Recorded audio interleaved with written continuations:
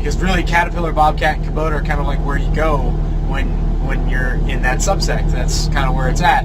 And then the conversation from there is like, well, what machine do you go with if for your given task? And a lot of that has to do with the dealers. And so a lot of these dealers are like, how do we serve this subsect better? Because this subsect is a growing subsector. So it's something that's going to continue. It's not going away. Basically, what the guy is like is available, and it's not. See, and your way is like, bump that.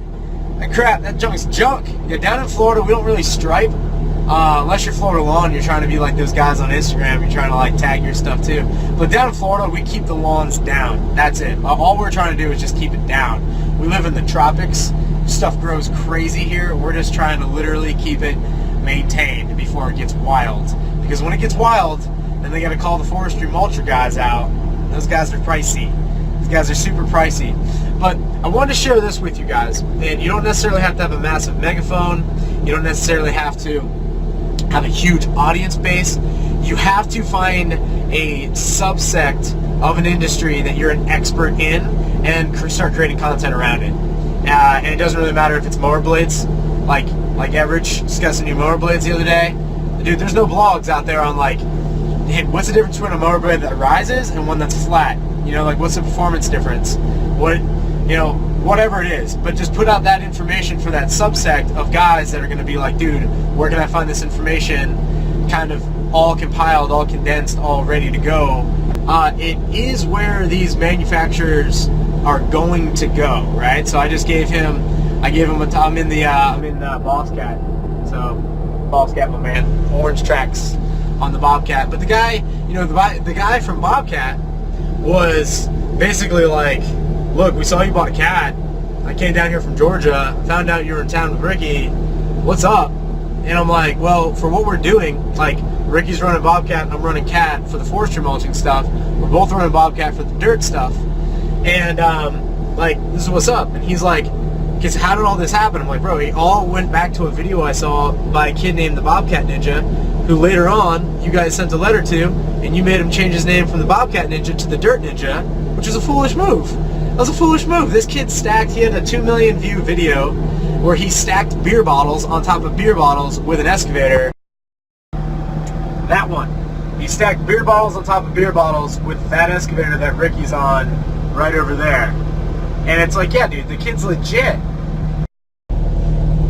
The kid was legit, but then you guys didn't embrace that, you know? You guys saw that as a threat somehow, and you, like, pushed him off, and then the kid went 100% Cat. Not to mention he had some issues prior to that. He's already leaning towards that way, but you guys basically incentivized him to go Cat. Well, the consequences of that are, I went to Cat to look at a Caterpillar 2 years ago, and I got the price on it, and I got the price on a Kubota and a Bobcat, and I was like, there's no way I'm going Cat. I didn't go back. I was like, great machine. I mean, I'm all sold on Cat, but there's no way I can. It's just not for me. And I never listened to the argument for why the price is higher for a Cat, because I didn't understand. And this is just from my experience in my industry, that the price is higher for a Cat, but the cost seems to be lower. And the real cost is when you're on a job like this, and you're paying that guy right there. That guy's getting $1,500 today. He's running a triaxle and his loader. He's getting $1,500 today. If that excavator goes down, we're out $1,500 every single day. So if the Caterpillar is an extra $8,000 or $10,000 over the cost of the Bobcat, but the Caterpillar doesn't break, Caterpillar had an open door.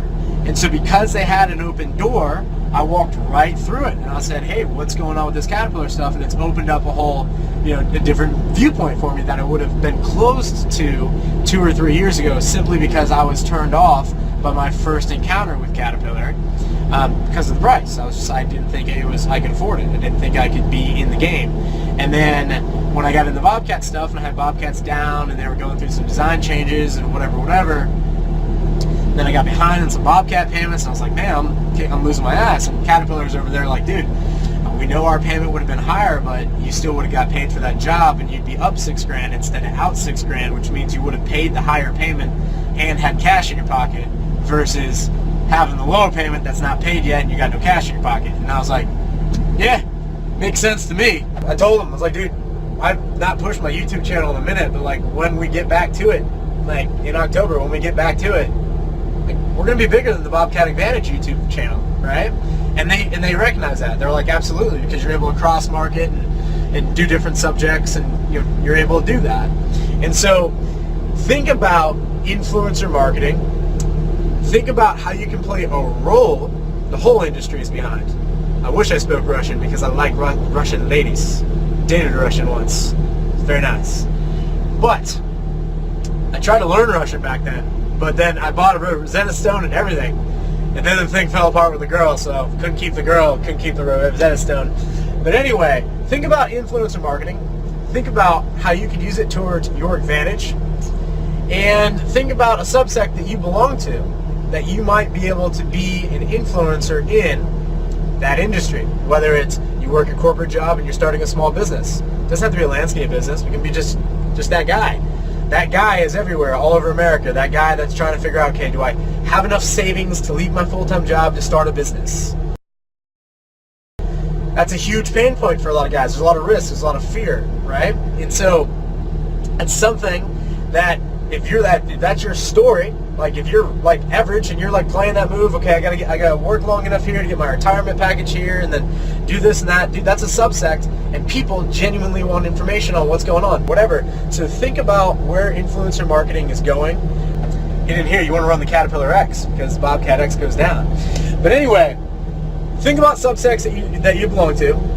Think about media in which you control, that you can put out content. And even if you don't put out the content now, think about the type of content you could put together. It doesn't take a lot of effort. You better not be watching B&B.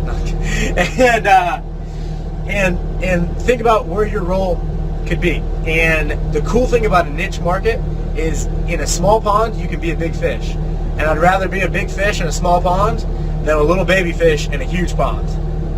So that's it. We're going to get back to this demucking. You guys got to get back to working. It's the middle of the week and the middle of the day.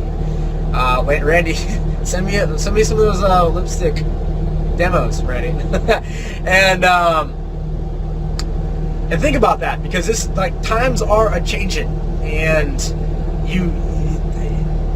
the ability to put out content and then have a dude from Georgia that manages the whole state for Bobcat stop by and he's like, listen, bro, we saw the trash video you threw out there on Bobcat, and like, we get it, we fucked up 100%, but like, what's up, bro? Like, how do we make things right? And what's cool is, as a company, you're like, wow, that's a pretty cool company, you know what I mean? Like, they got their rep down here, he's talking to us, like, he's like, hey, we get it, you guys are trying to build businesses, we're trying to build businesses, how do we do that together? And 5 years ago, 10 years ago, 2 years ago, for me, it would have not given a rat about my problems or what I had going on. But nowadays, they're like, okay, yeah, like, we get it. You represent a lot of people behind you that are going to be getting into machines in the next few years. We want to make sure their experience is better than your experience. So, like, how do we do this together? And so, the reason I bought things was purely because of influencer marketing. And the reason I listened was because of influencer marketing. So the reason that Doug didn't buy a Bobcat was because I told him not to get a Bobcat. And that's huge. I mean, that's like tens of thousands of dollars out of Bobcat's pocket just because they lost Doug's business. And Doug is having fantastic success with his Kubota. He's likely going to get another Kubota. Like, the only way you go in business, if you're not growing, you're dying. And so you're going to go from one machine to two machines to three machines. One day you wake up and you're like, how did I end up with 10 machines? How did I get here? Just one day at a time. That's how you get there. And so when these big manufacturers don't, miss a guy like Doug on his first time out, and they miss him, well, they got to wait for Kubota to fuck up before they even get another chance at the guy. Or they got to have an influencer come around and be like, hey, here's my experience with what just happened. I'll tell you one thing about Bobcat, just because we have put out some trash on them. They do care about their customers. They definitely care.